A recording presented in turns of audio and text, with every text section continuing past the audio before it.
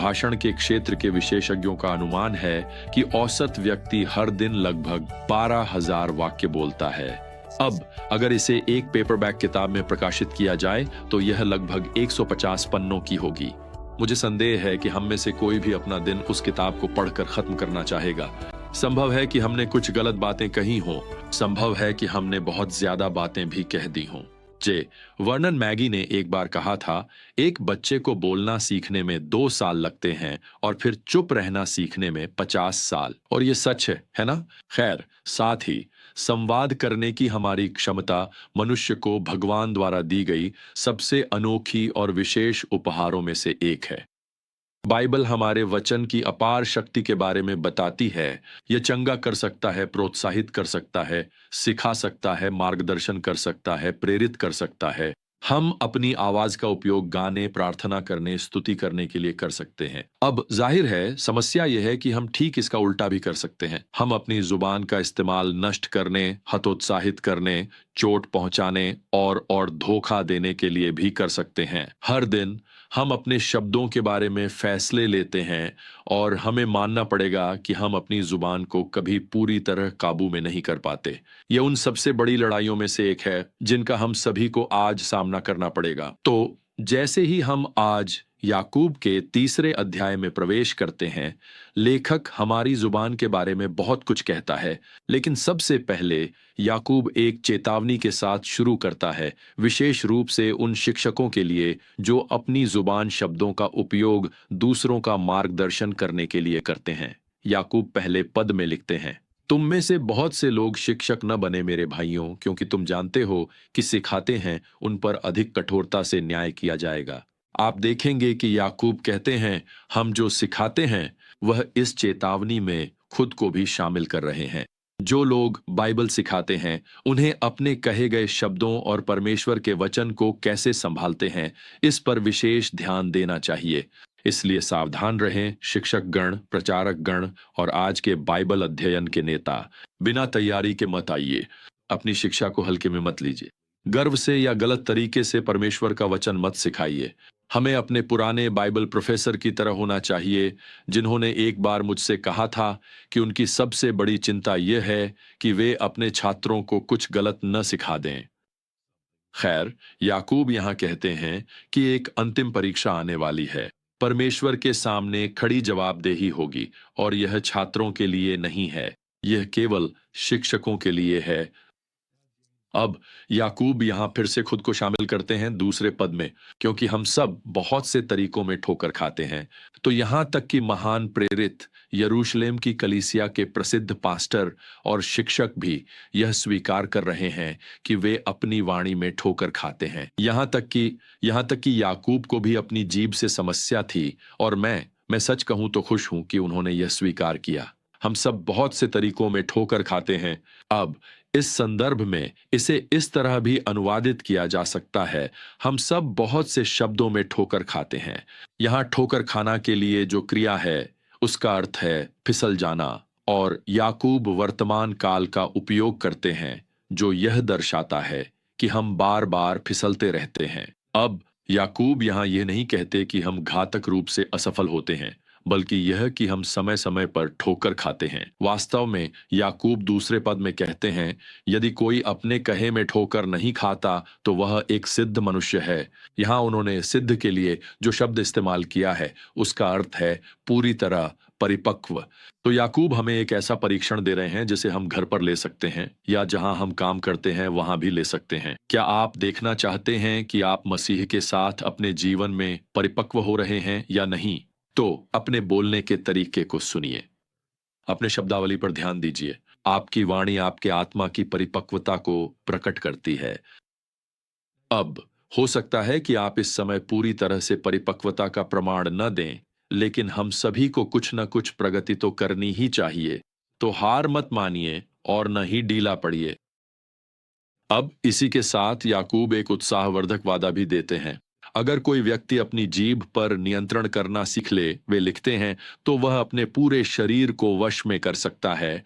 उनका मतलब है कि जैसे जैसे आप अपने मुंह को संभालना सीखते हैं, वैसे वैसे आप अपना जीवन संभालना भी सीखते हैं। इसके बाद वे इस वादे को घोड़े और जहाज के उदाहरण से समझाते हैं, जैसा कि तीसरी और चौथी आयत में है।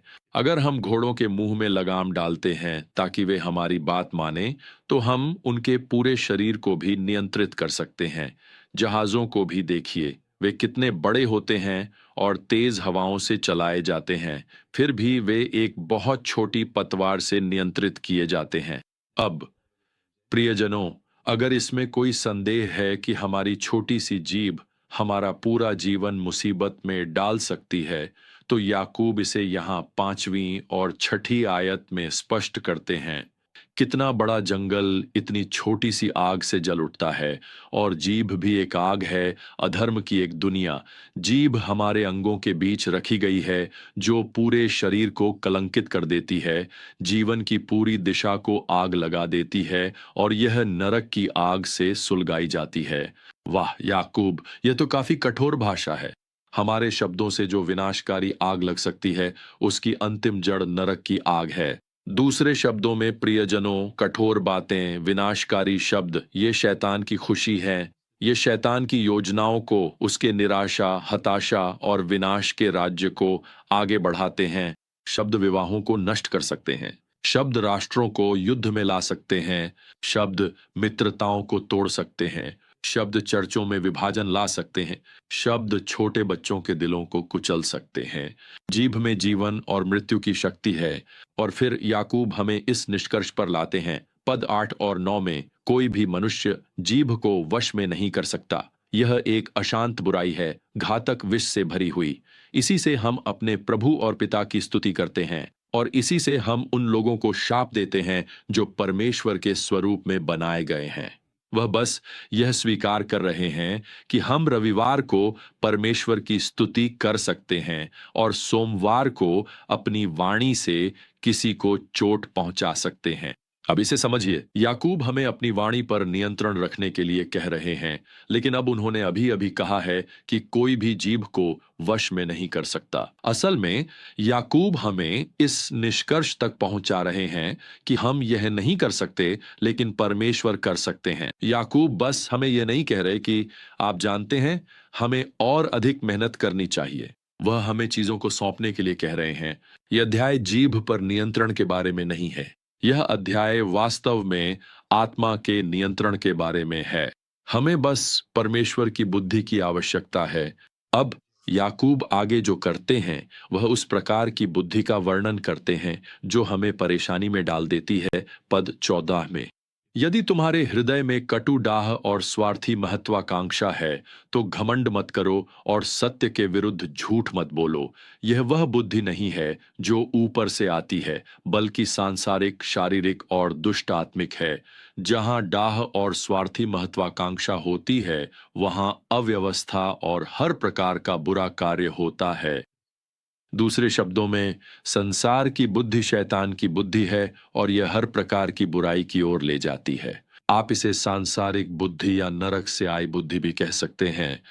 लेकिन एक और प्रकार की बुद्धि है जो ऊपर से आती है। आप इसे स्वर्ग से आई बुद्धि भी कह सकते हैं। याकूब अब इस स्वर्गीय बुद्धि का वर्णन 7 विशेषताओं के साथ करता है, जो कि पूर्णता का अंक है। वह पद 17 में लिखता है, ऊपर से आने वाली बुद्धि शुद्ध है। शुद्धता का अर्थ है नैतिक अखंडता। याकूब दूसरी बात लिखता है, यह शांति प्रिय है। इसका अर्थ है कि यह शांति को पसंद करती है। तो ईश्वरीय बुद्धि सत्य से समझौता किए बिना शांति का अनुसरण करती है, इसलिए यह शुद्ध और शांतिपूर्ण होती है। तीसरी बात याकूब लिखता है, वह है कोमलता। यह दूसरों के प्रति झुकाव रखने की इच्छा है।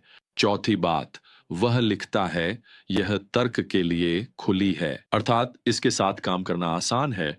आगे वह लिखता है कि स्वर्गीय बुद्धि दया और अच्छे फलों से भरपूर है। दूसरे शब्दों में, यह न केवल दूसरों के लिए चिंता दिखाती है, बल्कि उनकी मदद करने में भी शामिल होती है। छठी बात, स्वर्गीय बुद्धि निष्पक्ष होती है। ये पक्षपाती नहीं होती, ये पूर्वाग्रही नहीं होती। ये पक्षपात नहीं करती। और अंत में सातवीं बात, स्वर्गीय बुद्धि ईमानदार होती है। इसका अर्थ है कि यह कपटी नहीं होती। ये एक बात नहीं कहती और फिर कुछ और करती या करती है। अब ये बुद्धि क्या उत्पन्न करती है? अध्याय 18 हमें बताता है धार्मिकता की फसल, अर्थात सही और अच्छे कार्यों की भरपूर फसल। तो जब हम परमेश्वर के वचन की बुद्धि, परमेश्वर की आत्मा और परमेश्वर की बुद्धि के आगे समर्पित होते हैं, तो बस देखिए, आगे एक भरपूर फसल है। आत्मा का आपके जीभ, आपकी वाणी, आपके शब्दों पर नियंत्रण आपके सभी संबंधों, आपके जीवन के लक्ष्यों, आपके व्यवहार के लिए एक नया माहौल तैयार करेगा। यह आपके शेष जीवन के लिए आधार तैयार करेगा। यह आपके और मेरे जीवन के लिए आज के लिए शक्तिशाली सलाह है।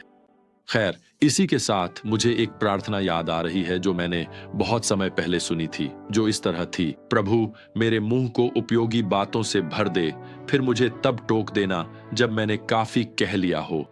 खैर, मुझे लगता है कि अभी मुझे वही टोक मिल रही है। तो अगली बार तक प्रियजनों, प्रभु यीशु मसीह की अनुग्रह, परमेश्वर का प्रेम और पवित्र आत्मा की संगति आप सभी के साथ बनी रहे।